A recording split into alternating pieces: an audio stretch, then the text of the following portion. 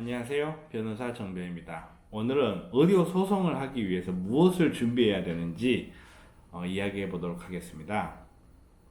우선 환자나 환자 보호자 입장에서 무엇이 필요한지를 생각해 보겠습니다. 의료 사고 상황에서 누구나 당황할 수밖에 없습니다. 누구나 당황할 수밖에 없고 그 당황함 때문에 초기에 해야 될 일을 하지 못하는 경우가 많습니다. 우선 가장 중요한 것은 상황을 정확하게 파악하는 것입니다. 어떤 상황, 의료 사고 상황, 예를 들어서 환자분이 사망을 했다. 사망하기 직전에 환자분이 무엇 때문에 사망을 했는지를 정확하게 알아야 되겠죠. 일반인이 이것을 정확하게 알 수는 없습니다. 그래서 가장 먼저 해야 될 것은 의료인이나 의사에게, 주치의에게 상황 설명을 정확하게 요구를 하는 것입니다. 의료라는 행위 자체는 한두 번의 행위로 끝나지 않는 경우가 많습니다. 우리가 뭐 감기로 외래에 가서 약을 타먹고 끝나는 경우도 있지만 상당히 많은 경우에 장기간 입원을 한 경우도 있고 아니면 오랫동안 외래에서 치료를 받아온 경우도 있습니다. 사망이라는 결과가 나타난 것이 2019년 9월 1일 오후 1시였다고 해서 그 원인이 된 행위는 2019년 9월 1일 12시, 9월 1일 11시 이렇게 원인이 되는 행위가 있는 것이 아닙니다. 실제로는 1년 전, 2년 전에 있었던 어떤 행위가 1, 2년이 지난 후에 2019년 9월 1일 오후 1시에 되어서 사망이라는 결과를 일으켰을 수도 있습니다. 이런 연속적으로 이루어지는 의료 행위, 그리고 그 어떤 행위에 대한 결과가 나타날 때까지 아주 오랜 시간이 걸린다는 한계 때문에 대부분의 환자나 환자 보호자들은 무엇이 잘못되어서 지금 이 사고 상황에 맞닥뜨리게 됐는지 파악하기 힘듭니다. 사실 의료진도 파악하기 힘들 가능성이 있습니다. 하지만 그래도 가장 사실에 가깝게 설명을 해줄 수 있는 것은 그 누구보다도 주치의나 담당 의료진이겠죠. 그래서 정확한 상황 설명을 요구하라는 것이 가장 우선해야 되는 것입니다. 그 다음은 의무기록을 확보하라는 것입니다.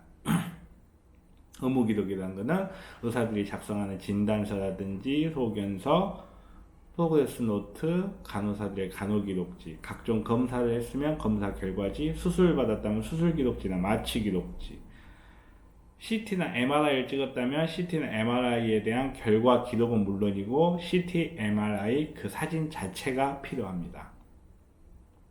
사망진단서라든지 이런 뭐 장애진단서라든지 이런 진단서의 형태로 있는 것들도 모두 필요하고요.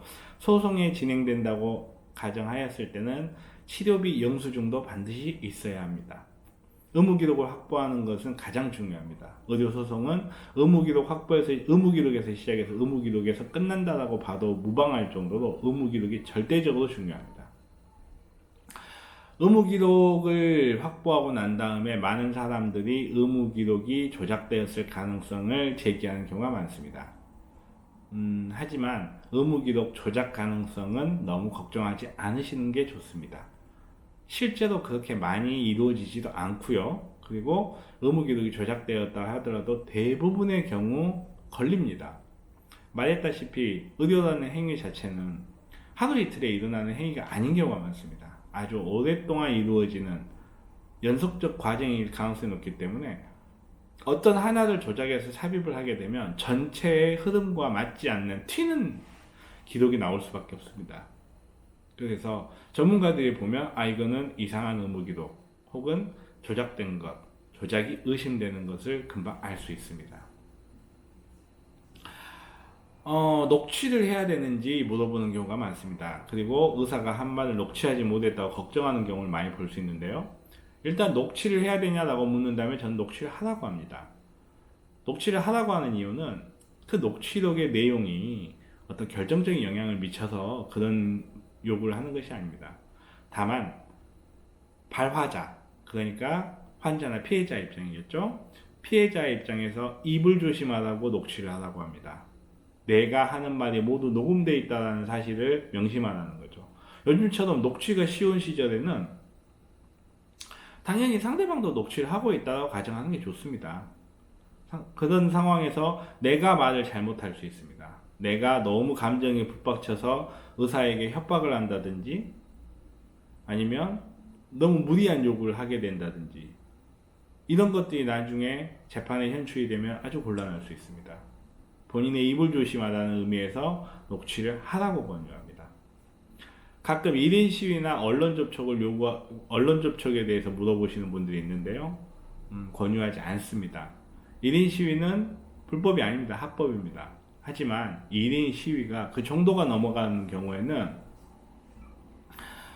업무방해나 명예훼손, 폭행 등으로 입건이 될 수도 있고요. 경우에 따라서는 오히려 의사 쪽에서 1인 시위 등을 이유로 해서 소송을 걸어올 수도 있습니다. 그렇기 때문에 1인 시위는 그다지 권하진 않습니다.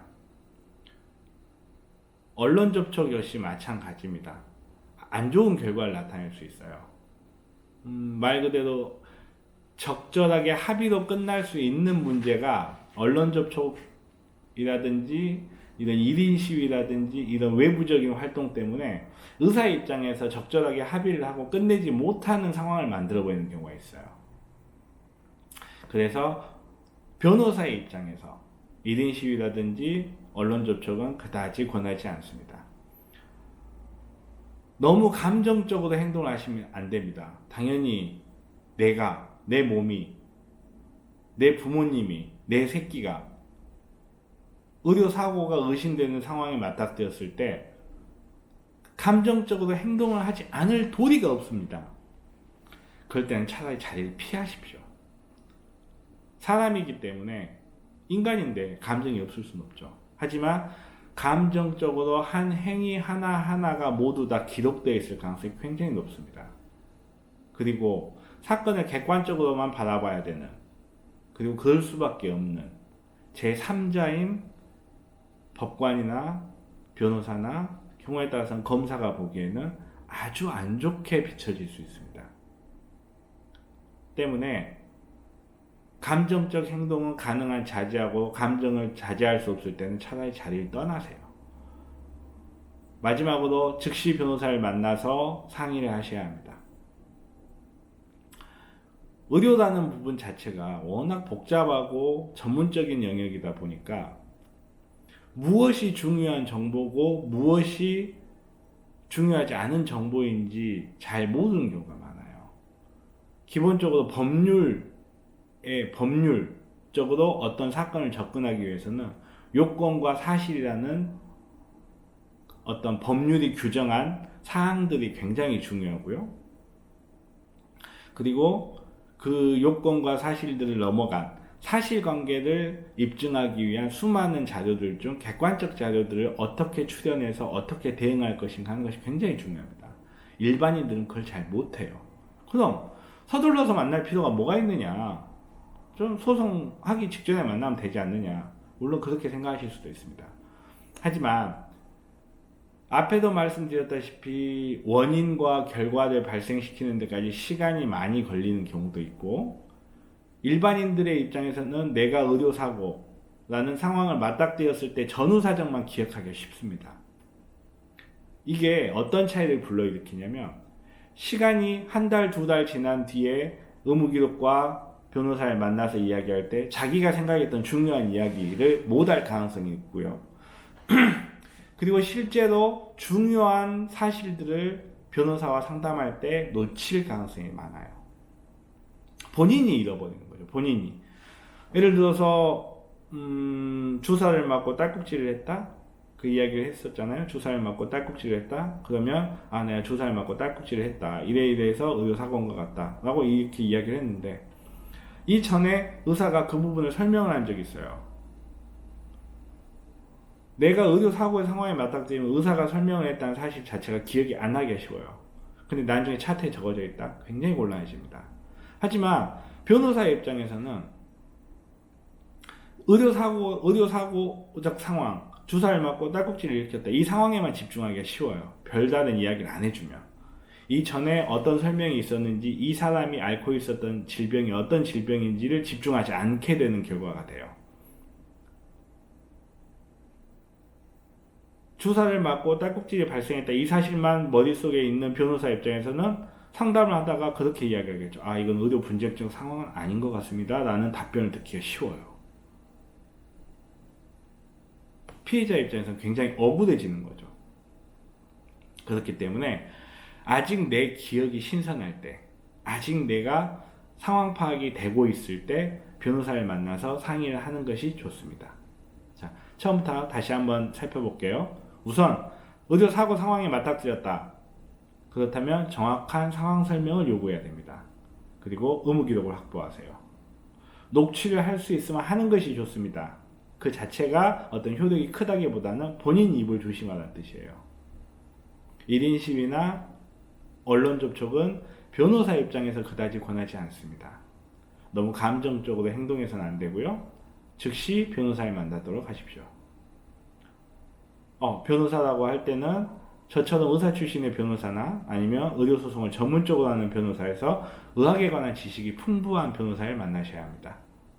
오늘 여기까지 마치고요. 이 다음번에는 의료소송을 준비하는 때 무엇을 해야 될지 의사와 의료인의 입장에서 살펴보도록 하겠습니다. 지금까지 변호사 정변이었습니다. 유익하셨으면 좋아요와 구독하기 부탁드리겠습니다.